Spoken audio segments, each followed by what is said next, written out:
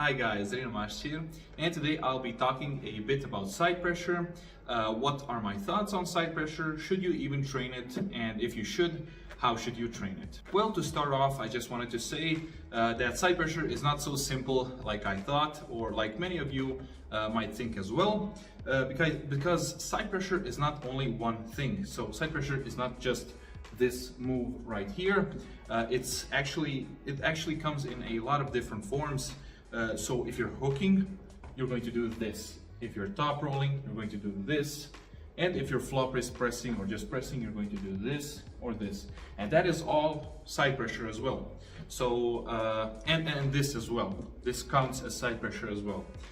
So side pressure is not something super simple. And when you're thinking about training it, should you be simulating it on the table? And how should you be simulating it through your wrist and hand, and what move should you actually be doing? So in my research and what I have done, I have trained side pressure for quite some time now, and what I learned is that simulating it is not so great as the other exercises, because side pressure is not actually just one muscle or a few muscles working together to lift the weight.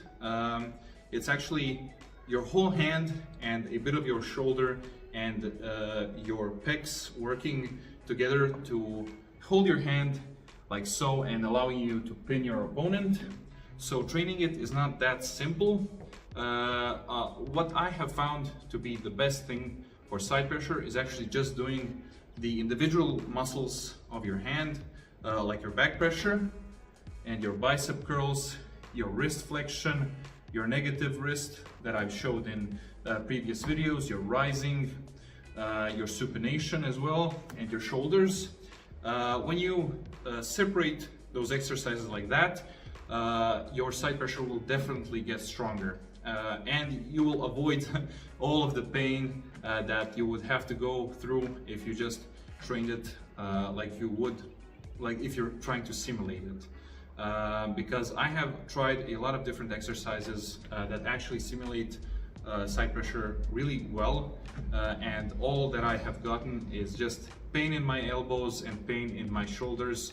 So I would highly recommend you just separating them and not actually training side pressure at all, like you see in a lot of videos where they train with those big handles and they do this, or when they have that I don't know, that machine that has this like little handle, and then they pull it through like this and they train side pressure.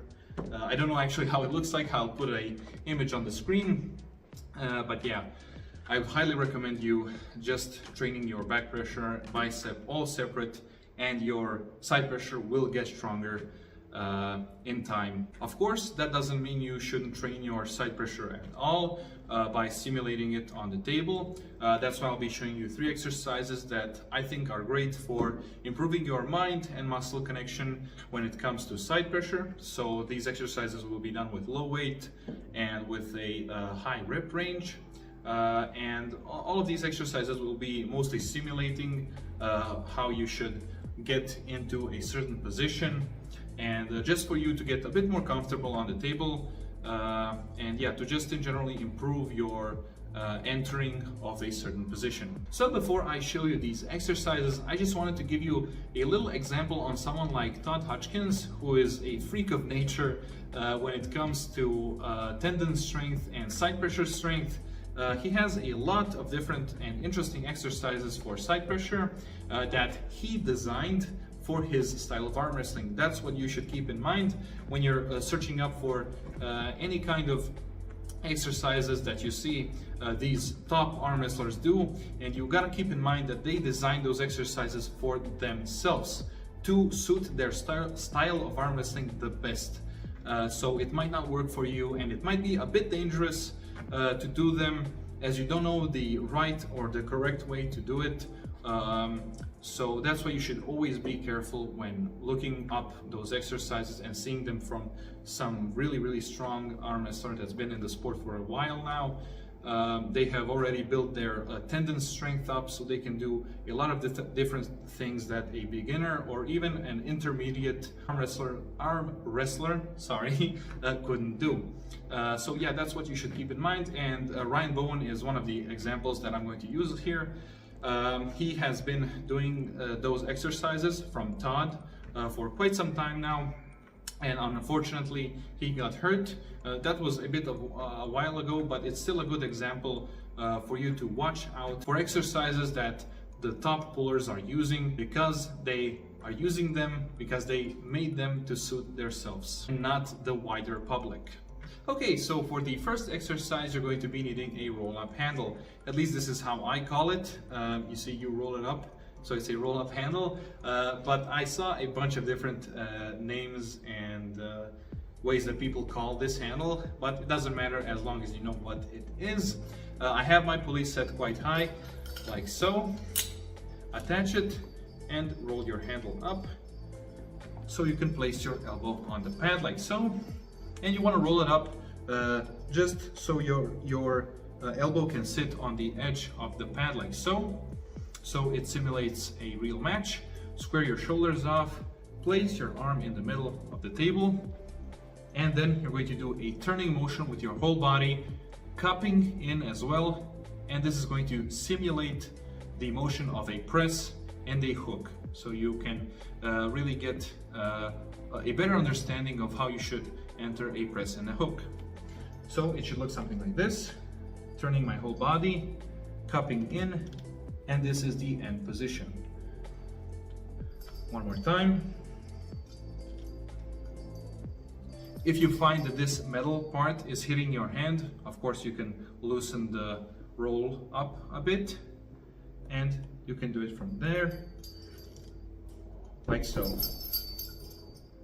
Of course, always come back to a simulated position on an arm wrestling table and keep your wrist straight when you're starting the movement, and do it with low weights and with a high rep range, like so. This will also strengthen your grip and the ability to cup your opponent while moving to a press position or a hook. So this is a really great exercise to get that muscle-mind connection, to get into a press or a hook much easier. For the second exercise, you're going to want to keep your pulley level the same as the last exercise, and you're going to want to be using this kind of a handle. This is just a normal cupping rolling handle, and it's a bit thinner than your usual cupping handle. This is a 50 millimeter handle, and I find this much better at simulating a arm when you're in a match than that large one, but if you don't have this thin one, it's perfectly fine using a thicker one. So you're going to want to attach it to your pulley like so, and set up like we did in the last exercise by squaring off your shoulders, keeping your hand in the middle of the table and your wrist straight before you start pulling. When you have your setup like so, then you're going to do a motion like this, where the most common mistake that beginners make when trying to train side pressure occurs. So it's something like this, where a beginner will let his arm fall in this position where the hand is locked, and there's a lot of stress on your tendons, and this is how you can really easily get hurt. And how we avoid that is by keeping our arm in the middle of our body like so, and going all the way down without our arm falling in a locked position. So don't pull through your tendons, pull through your muscles. I would suggest that you do it with a cupping motion, so especially if you're a beginner, you usually tend to forget that you need to cup your opponent as soon as the match starts, so you have an advantage over them, and this really does help on reminding you and getting your muscle-mind connection much better, so you can cup your opponent and go into your preferred move. So for the third and final exercise, you're going to be needing a judo belt, and you're going to place your pulley a bit lower than we did in the last two exercises, like I did here. Then you're going to take your judo belt and attach it to your pulley like so. Then you're going to place this knot quite close to the little hook that you put your judo belt through by pulling the other side. And as you can see now, it's all the way down there. Then you're going to place your hand through the belt like so and set your elbow down. The way that you're going to put the belt through your hand looks something like this. As you can see, I find this to be the best grip without really putting that much stress on our wrist. And this is just really to keep that pressure nice and equal throughout the arm. And then you're going to want to set your elbow down, and again keep your arm in the middle of your body. As you can see, it's in the middle of my body, not over here. And with that, you're going to just push with your tricep like so. You want to focus on keeping your hand high, like you're in a top roll position like this, and not low like here. So you don't want to press from with your tricep from this position. You want to press from a high position like this, keeping as well you're rising up. And this will really help you to strengthen your ability to take the center when you're setting up for a match.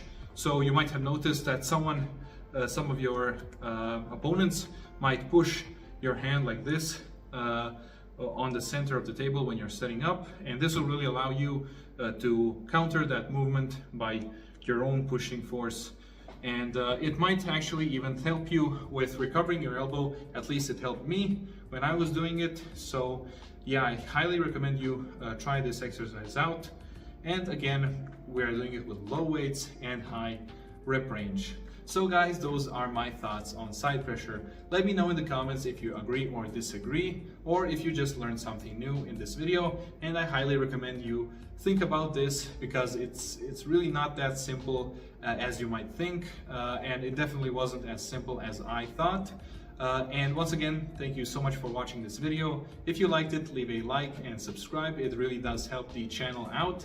And I must thank you all so much for the overwhelming amount of support that I've been getting on my channel recently. It really does mean a lot to me, and it pushes me to make even better videos and content for you guys. So once again, thank you very much. If you have any other suggestions for a video that I should do, leave a comment. I'll be reading them all, and I will see you all in the next one. Bye.